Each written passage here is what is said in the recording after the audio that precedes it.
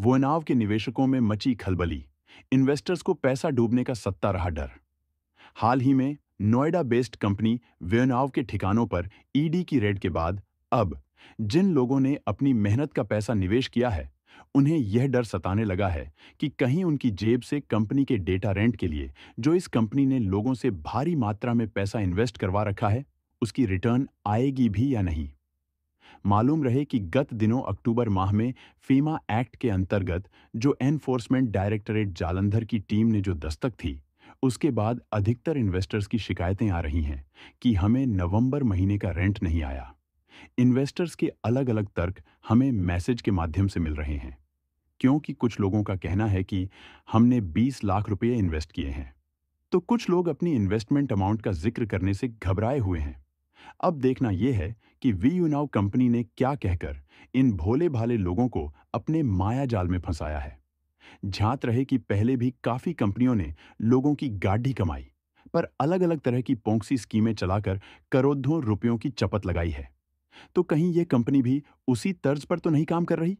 ये एक जांच का विषय है।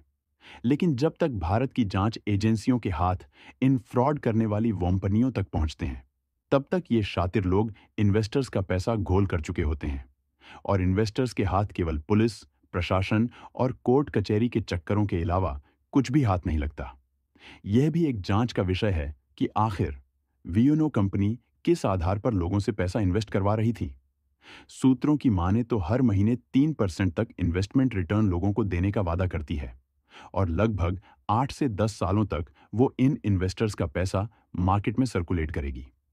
मीडिया रिपोर्ट्स के अनुसार कई बार इनके प्रोमोटर्स को सरकारों के अधिकारियों व मंत्रियों के साथ फोटो खिंचवाकर सरकारों के साथ प्रोजेक्ट्स का भी जिक्र किया गया है।